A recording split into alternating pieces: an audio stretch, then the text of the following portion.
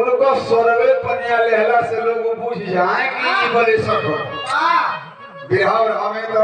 मिलत जुलत आवाज बाड़ी के आदमी चिन्हिया के रे ये तो फलाना गवैया है लेकिन उनका ऐसा अंदाज रहल के कहे के ना करे कि बोले सर वो सब जान जा कि बोले सर के तरह कहे वो कहां के रई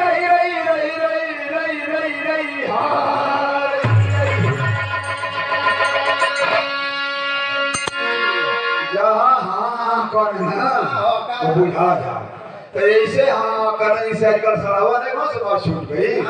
कि वो पुरानिया जाता पीछे से कोनो दौड़ल जाता देखो तो आदमी कहे हाँ हटे पुटे भोट से जाता तो वैसे ही बोले सर हाँ करे तो उनके भाई एगो स्टाइल रहल एगो उनके में क्वालिटी रहल कि यही भरोसे विदेश का गई लो बड़ी विख्यात भइला बड़ी प्रसिद्धि मिलल इस चीज से कहां की गई बलिया की मेला खरीद लगल केला तो हमर बलिया पीछे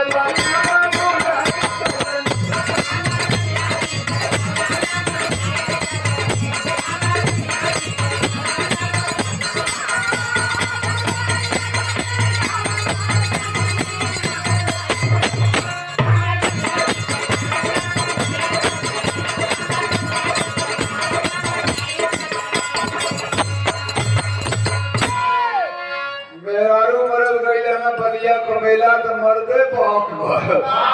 बतावा ऐसा नो मर्द होला हो मेहरारू न भले यार भूले नहीं होली ना जान पावेली आई मर्दे सारे उजबक रहनी है तो मेहरुआ अपने मर्दा खोजत कहा कि बलिया में बलमा भुलाई ये बच्चों की बलमा के खोजे हम सारी जहान में रूस चीन खोजी अल्बानिया रोमानिया में टोक्यो में खोजी ला जलपन जापान में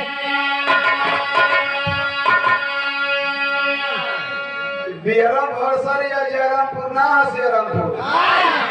ये देश हो सो बलिया में हेराए खोजत है कहा उनके कि बलिया में बलमा भुलाई ये बच्चों की बलमा के खोजत हम जाने जहान में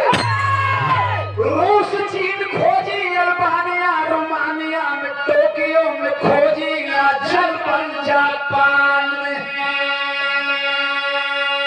अमेरिका अफ्रीका ऑस्ट्रेलिया कनाडा में मक्का मदीना और ईरान में थाईलैंड पोलैंड जावा सुमात्रा यही पाकिस्तान में तो पूछे हिंदू मुसलमान अरे कहाँ पर तुम बरसात कोहली बोल